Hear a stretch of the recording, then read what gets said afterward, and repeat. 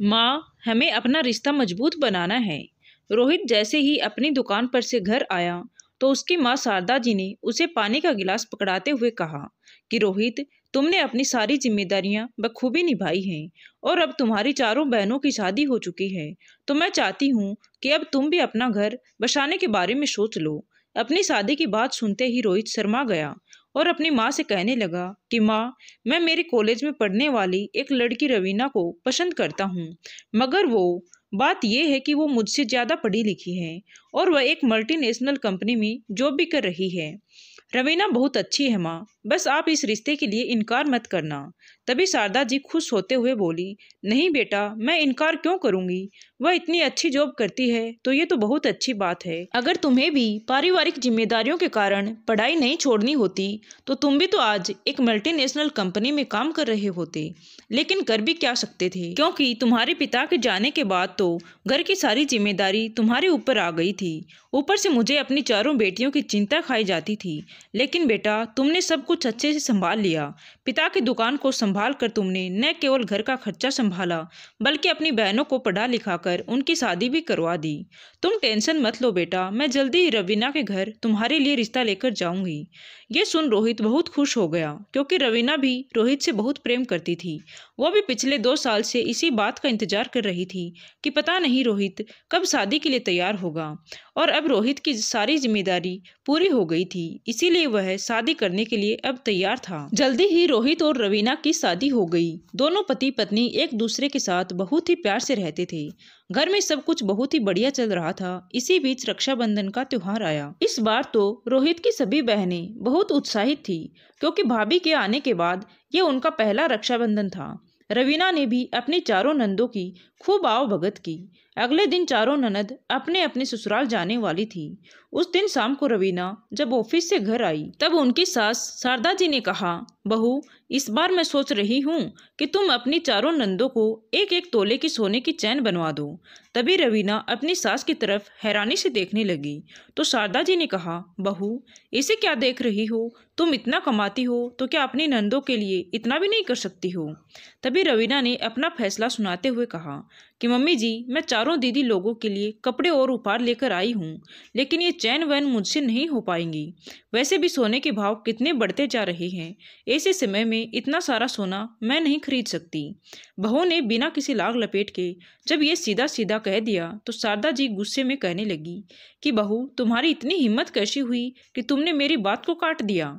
तभी रवीना ने उन्हें प्यार से समझाया, देखो मम्मी जी, घर में सब कुछ बढ़िया चल रहा है, आप क्यों बेकार में तनाव उत्पन्न करना चाहती हो? तभी शारदा जी रवीना को धमका कर वहां से चली गई कि तुमने अगर मेरी बात नहीं मानी तो फिर तेरे लिए ठीक नहीं होगा।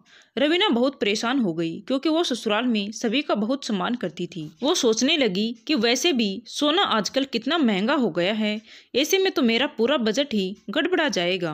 मुझे इस बारे में रोहित से बात करनी होगी, शायद वह मम्मी जी को समझा सके। ये सब सोचते हुए वो सब्जियां काट रही थी। तभी उनकी बड़ी ननद वहां आई और कहने लगी, लाओ भाभी, मैं आपकी मदद करवा देती हूँ।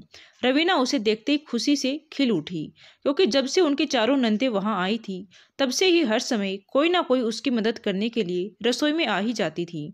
रवीना ने 1-2 बार मना भी किया था, लेकिन घर में जब ज्यादा लोग होते हैं तो बहू को भी मदद लेनी ही पड़ती है। इसीलिए रवीना भी अपनी नंदों की मदद से खाना आराम से बना लिया करती थी। वैसे भी ऑफिस से आने के बाद अगर घर के काम में मदद मिल जाए तो इससे बढ़िया बात और क्या हो सकती थी। खाना बनने के बाद रवीना भी थोड़ी देर आराम करने के लिए अपने कमरे में चली गई। इधर शारदा जी बहुत खुश हो रही थी कि बहू को किसी भी तरह से मेरी बेटियों को सोने की चैन बनवा कर देनी ही पड़ेंगी। तभी उनकी चारों बेटियां उनके पास आई। उनकी दूसरी नंबर की बेटी उनसे बहुत प्यार करती थी। वह उनकी गोद में अपना सर रखकर बैठ गई और कहने लगी कि माँ, तुम हमें इतना प्यार करती हो और भाभी भी हमसे बहुत लगाव रखती है, तो फिर तुमने भाभी से हमारे लिए एक एक तोले की सोने की चैन के लिए मांग क्यों की? माँ, हमारे पास किसी चीज की कोई कमी नहीं है। ये सुनकर शारदा जी कहने लगी, अरे, मैंने तो तुम लोगों के लिए सरप्राइज सोचा था, तुम्हें कैसे पता चला इन सब का?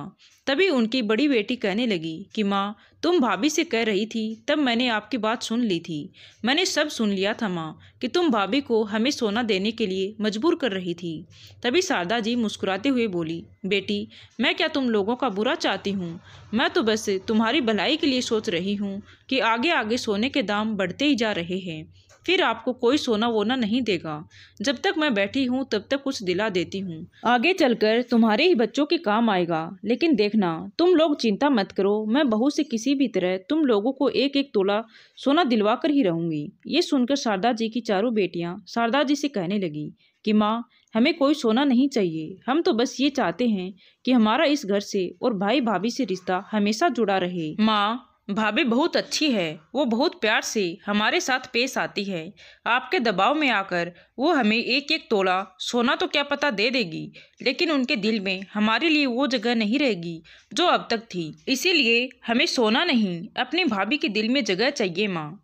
ये सुनकर शारदा जी हैरान रह गई और कहने लगी कि मैं तो सोच रही थी कि मेरी इस बात से तुम लोग बहुत खुश हो जाओगी। अरे, सोना लेने के लिए मना कौन करता है बेटा, अभी भी समय है, सोच लो। तभी उनकी चौथी बेटी कहने लगी, नहीं माँ, आपकी एक गलत सोच के कारण हमारे रिश्तों की डोर कमजोर पड़ जाएगी और हमें रिश्ते कमजोर नहीं बल्कि मजबूत बनाने हैं, ताकि आपके जाने के बाद भी मायके से हमारा रिश्ता हमेशा जुड़ा रहे, क्योंकि रिश्ते हमेशा रुपए, पैसे और उपहारों के कारण ही टूटते हैं। अपनी बेटियों की सोच जानकर शारदा जी को भी अपनी सोच पर शर्मिंदगी महसूस होने लगी और वह अपनी बेटियों से कहने लगी कि ये तो मैंने सोचा ही नहीं बेटा कि बहू के मन में अगर तुम्हारे प्रति कड़वाहट आ गई तो वो तुम लोगों को कभी नहीं भुलाएगी। मैं अभी जाकर बहू से माफ़ी मांग लेती हूँ। तभी रवीना वहाँ पर आ गई और शारदा जी से कहने लगी कि मम्मी जी, आपको मुझसे माफ़ी मांगने की कोई ज़रूरत नहीं है, उल्टा मैं तो बहुत खुश हूँ कि आज आपके बहाने ही सही, लेकिन मुझे पता तो चल गया है कि मेरी चारों नंदे कितनी अच्छी हैं जो मेरे बारे में इतना सोच रही है। तभी चारों नंदों ने उठकर अपनी भाभी को गले से लगा लिया और उधर शारदा जी भी ननद भाभी का ये प्यार देखकर खुशी से झूम उठी और मन ही मन सोचने लगी कि सही कहा था मेरी बेटियों ने कि रिश्तों में रुपए पैसों का कोई मोल नहीं होता, बस रिश्तों में तो प्यार और एक दूसरे के लिए परवाह होनी चाहिए। धन्यवाद दोस्तों, कहानी कैसी लगी कमेंट करके जरूर बताएं। अच्छी लगी हो तो प्लीज़ वीडियो को लाइक करें और चैनल पर नए हैं तो चैनल को सब्सक्राइब करें। Thank you.